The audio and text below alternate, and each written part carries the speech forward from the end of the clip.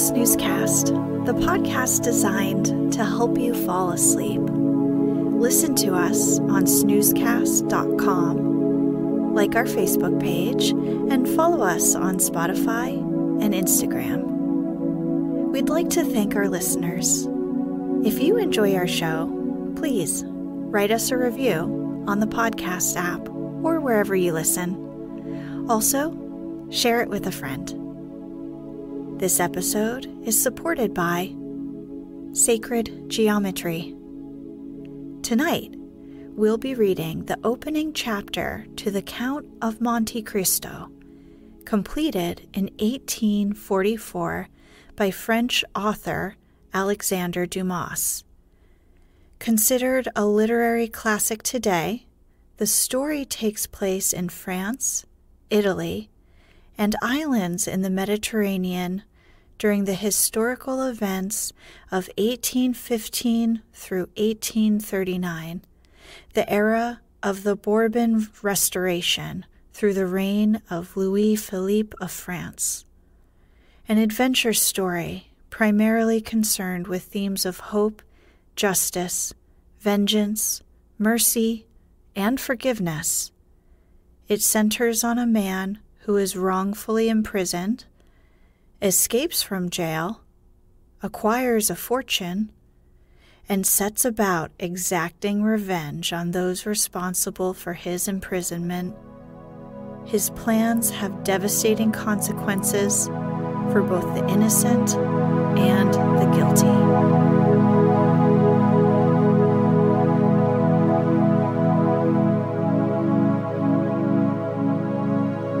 Let's get cozy. Close your eyes.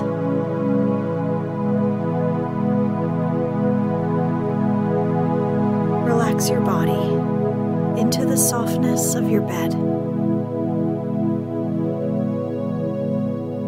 Now, take a few deep breaths.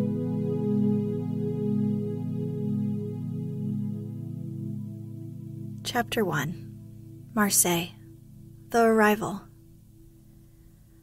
On the 24th of February, 1815, the lookout at Notre Dame de la Garde signaled the three-master, the Pharaon from Smyrna, Trieste, and Naples.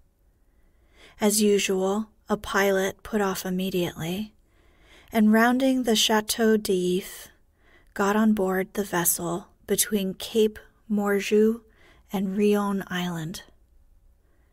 Immediately, and according to custom, the ramparts of Fort Saint-Jean were covered with spectators. It is always an event at Marseille for a ship to come into port, especially when this ship, like the Pharaon, has been built, rigged, and laden at the old Fosse docks and belongs to an owner of the city. The ship drew on and had safely passed the strait, which some volcanic shock had made between the Castlereagh and Jarro Islands, had doubled Pomègue, and approached the harbor under topsails, jib, and spanker, but so slowly and sedately that the idlers, with that instinct which is the forerunner of evil, asked one another what misfortune could have happened on board. However, those experienced in navigation saw plainly that if an accident had occurred, it was not to the vessel herself, for she bore down with all the evidence of being skillfully handled, the anchor a cockbill, the jib-boom guys already eased off, and standing by the side of the pilot, who was steering the Pharaon towards the narrow entrance of the inner port, was a young man who, with activity and vigilant eye, watched every motion of the ship and repeated each direction of the pilot. The vague disquietude which prevailed among the spectators had so much affected one of the crowd that he did not wait the arrival of the vessel in harbor, but jumping into a small skiff, desired to be pulled alongside the Pharaon, which he reached as she rounded into La Réserve basin. When the young man on board saw this person approach, he left his station by the pilot and, hat in hand, leaned over the ship's bulwarks. He was a fine, tall, slim young fellow of 18 or 20, with black eyes and hair as dark as a raven's wing, and his whole appearance bespoke that calmness and resolution peculiar to men accustomed from their cradle to contend with danger. "Ah, is it you, Dante?" cried the man in the skiff. "What's the matter, and why have you such an air of sadness aboard?" "Oh, a great misfortune, Monsieur Morel," replied the young man. "A great misfortune, for me especially. Off Civita Vecchia we lost our brave Captain Leclerc." "Oh, and the cargo?" inquired the owner eagerly. "It's all safe, Monsieur Morel, and I think you will be satisfied on that head. But poor Captain Leclerc—" "What happened to him?"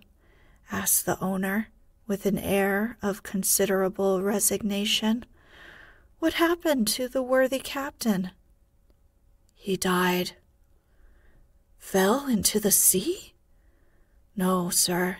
He died of brain fever and dreadful agony." Then, turning to the crew, he said, "Bear a hand there to take in sail." All hands obeyed, and at once the 8 or 10 seamen who composed the crew sprang to their respective stations at the spanker brails and outhaul, topsail sheets and halyards, the jib downhaul, and the topsail clewlines and buntlines. The young sailor gave a look to see that his orders were promptly and accurately obeyed, and then turned again to the owner. "And how did this misfortune occur?" inquired the latter, resuming the interrupted conversation.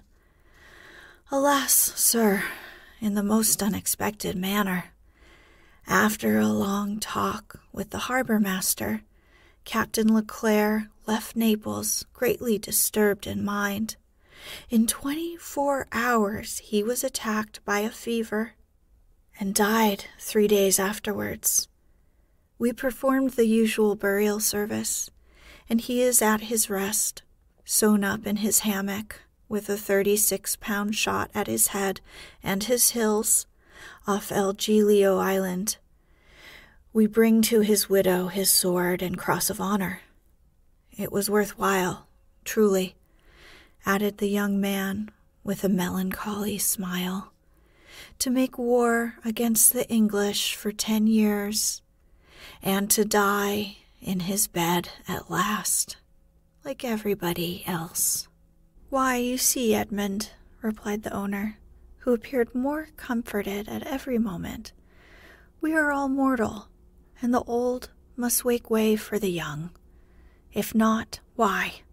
There would be no promotion. And since you assure me that the cargo, it's all safe and sound, Monsieur Morel, take my word for it. And I advise you not to take 25,000 francs for the profits of the voyage." Then, as they were passing the round tower, the young man shouted, "Stand by there to lower the topsails and jib, brail up the spanker." The order was executed as promptly as it would have been on board a man of war. "Let go and clew up."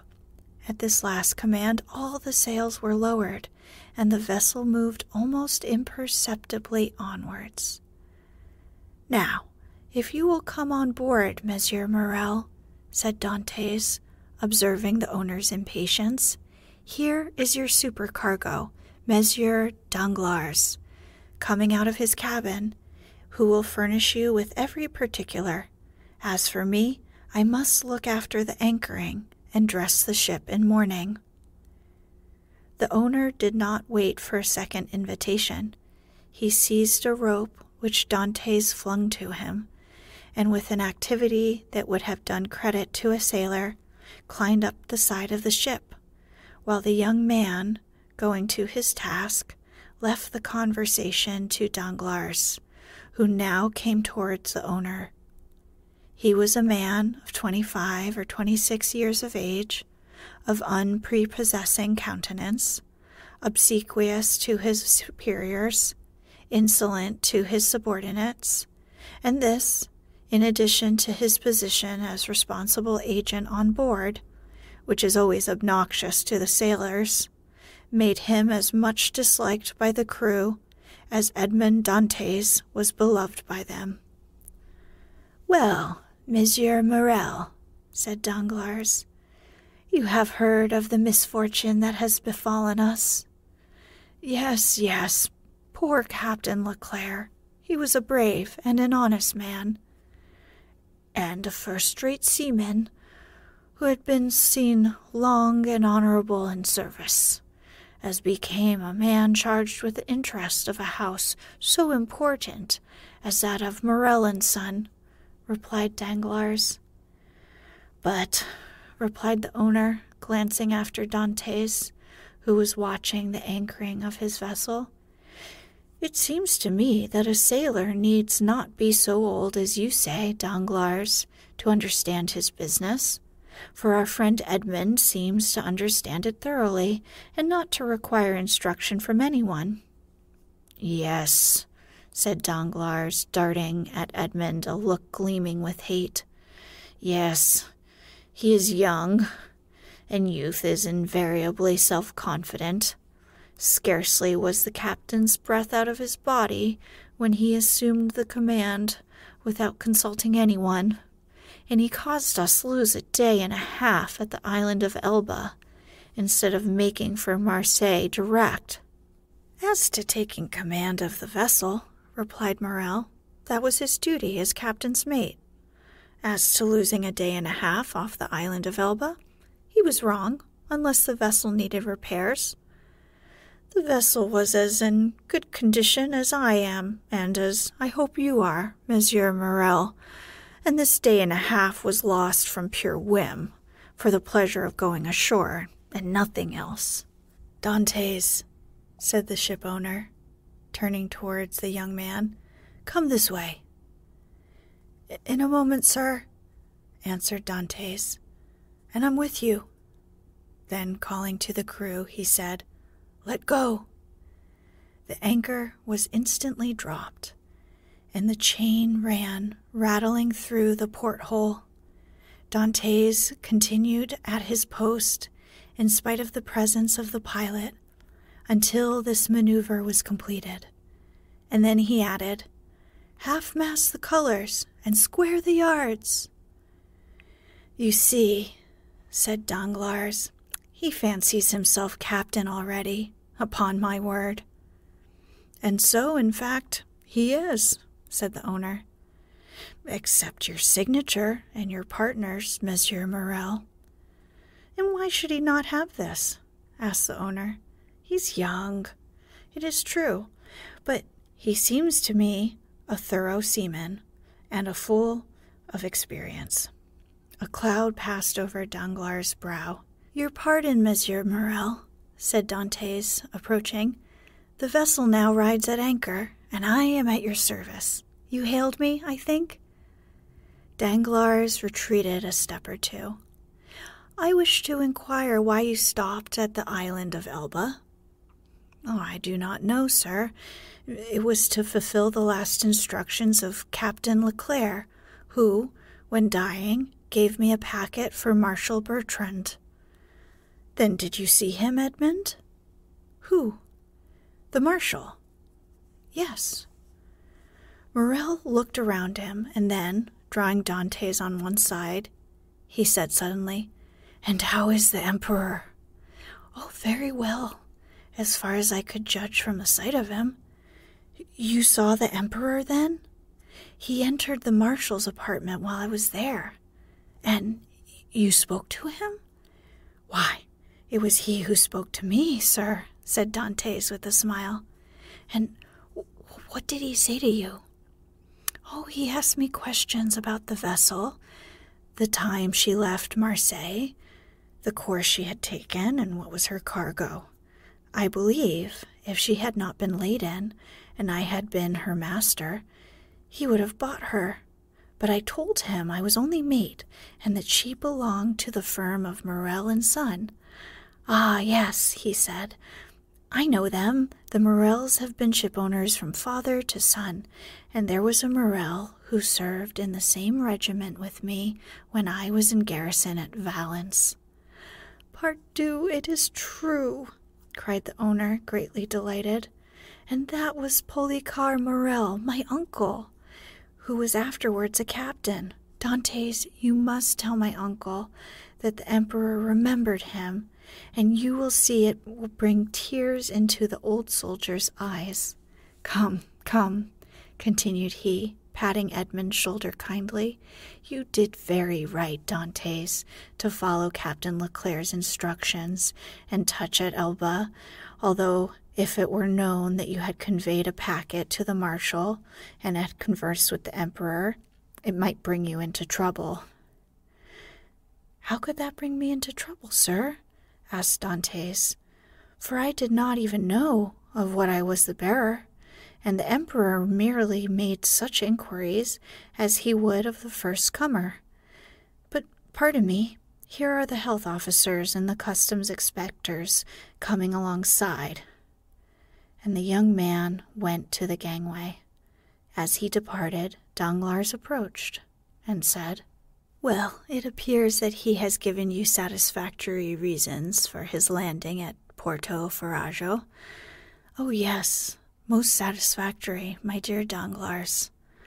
Well, so much the better, said the supercargo, for it is not pleasant to think that a comrade has not done his duty. Dantès has done his, replied the owner, and that is not saying much. It was Captain Leclerc who gave orders for this delay. Talking of Captain Leclerc, has not Dantès given you a letter from him? To me? No? Was there one? I believe that, besides the packet, Captain Leclerc confided a letter to his care.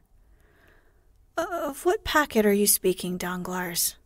Why, that which Dantès left at Porto Ferrajo. How do you know he had a packet to leave at Porto Ferrajo? Danglars turned very red. I was passing close to the door of the captain's cabin, which was half open, and I saw him give the packet and letter to Dantès. He did not speak to me of it, replied the shipowner, but if there be any letter, he will give it to me. Danglars reflected for a moment. Then, Monsieur Morrel, I beg of you, said he, not to say a word to Dantès on the subject. I may have been mistaken. At this moment the young man returned. Danglars withdrew. Well, my dear Dantès, are you now free? Inquired the owner. Yes, sir. You have not been long detained. No, I gave the custom house officers a copy of our bill of lading, and as to the other papers, they sent a man off with the pilot, to whom I gave them. Then you have nothing more to do here? No, everything is all right now. Then you can come and dine with me? Oh, I really must ask you to excuse me, Monsieur Morel. My first visit is due to my father, though I am not the less grateful for the honor you have done me. Right, Dantes, quite right. I always knew you were a good son. And, inquired Dantes with some hesitation, do you know how my father is? Well, I believe, my dear Edmund, though I have not seen him lately. Yes, he likes to keep himself shut up in his little room. Oh, that proves, at least, that he has wanted for nothing during your absence. Dantes smiled. My father is proud, sir, and if he had not a meal left, I doubt if he would have asked anything from anyone, except from heaven. Well, then, after this first visit has been made, we shall count on you. I must excuse myself, Monsieur Morel, for after this first visit has been paid, I have another which I am most anxious to pay. True, Dantes, I forgot that there was at the Catalan someone who expects you no less impatiently than your father, the lovely Mercedes. Dantes blushed. Aha, said the shipowner. I am not in the least surprised, for she has been to me 3 times, inquiring if there were any news of the Pharaon. Peste, Edmund, you have a very handsome mistress. She is not my mistress, replied the young sailor gravely. She is my betrothed. Sometimes one and the same thing, said Morel with a smile. Not with us, sir, replied Dantes. Well, my dear Edmund, continued the owner, don't let me detain you. You have managed my affairs so well that I ought to allow you all the time you require for your own. Do you want any money? No, sir, I have all my pay to take, nearly 3 months' wages. You are a careful fellow, Edmund. Say I have a poor father, sir. Yes, I know how good a son you are, so now hasten away to see your father. I have a son, too, and I should be very wroth with those who detained him from me after a 3 months' voyage. Then I have your leave, sir? Yes, if you have nothing more to say to me. Nothing. Captain Leclerc did not, before he died, give you a letter for me? He was unable to write, sir. But that reminds me that I must ask your leave of absence for some days. To get married? Yes, first, and then to go to Paris.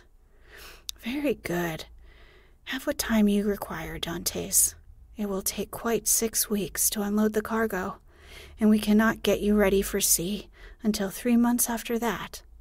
Only be back again in 3 months, for the Pharaon, added the owner, patting the young sailor on the back, cannot sail without her captain. Without her captain? Cried Dantes, his eyes sparkling with animation. Pray mind what you say, for you are touching on the most secret wishes of my heart. Is it really your intention to make me captain of the Pharaon? If I were the sole owner, we'd shake hands on it now, my dear Dantes, and call it settled. But I have a partner, and you know the Italian proverb, chi ha compagno ha padrone. He who has a partner has a master. But the thing is at least half done, as you have 1 out of 2 votes. Rely on me to procure you the other. I will do my best. Ah, Monsieur Morel, exclaimed the young seaman with tears in his eyes, and grasping the owner's hand. Monsieur Morel, I thank you in the name of my father and of Mercedes. That's all right, Edmund. There's a providence that watches over the deserving. Go to your father. Go and see Mercedes, and afterwards, come to me. Shall I row you ashore? No, thank you. I shall remain and look over the accounts with Danglars. Have you been satisfied with him this voyage? That is according to the sense you attach to the question, sir. Do you mean, is he a good comrade? No, for I think he never liked me since the day when I was silly enough, after a little quarrel we had, to propose to him to stop for 10 minutes at the island of Monte Cristo to settle the dispute, a proposition which I was wrong to suggest, and he quite right to refuse. If you mean as responsible agent, when you ask me the question, I believe there is nothing to say against him, and that you will be content with the way in which he has performed his duty. But tell me, Dantes, if you had command of the Pharaon, should you be glad to see Danglars remain? Captain or mate, Monsieur Morrel, I shall always have the greatest respect for those who possess the owner's confidence. That's right, Dantes. I see you are a thoroughly good fellow, and will detain you no longer. Go, for I see how impatient you are. Then I have your leave? Go, I tell you. May I have use of your skiff? Certainly. Then, for the present, Monsieur Morrel, farewell, and 1,000 thanks. I hope to see you again, my dear Edmund. Good luck to you. The young sailor jumped into the skiff and sat down in the stern sheets with the order that he be put ashore at La Canabière. The 2 oarsmen bent to their work, and the little boat glided away as rapidly as possible in the midst of the 1,000 vessels which choked up the narrow way which leads between the 2 rows of ships from the mouth of the harbor to the Quai d'Orleans. The shipowner, smiling, followed him with his eyes until he saw him spring out on the quay and disappear in the midst of the throng, which from 5 o'clock in the morning until 9 o'clock at night swarms in the famous street of La Canabière, a street of which the modern Phocéens are so proud that they say, with all the gravity in the world, and with that accent which gives so much character to what it is said. If Paris had La Canabière, Paris would be a second Marseille. On turning round, the owner saw Danglars behind him, apparently awaiting orders, but in reality also watching the sailor. But there was a great difference in the expression of the 2 men who thus followed the movements of Edmond Dantes.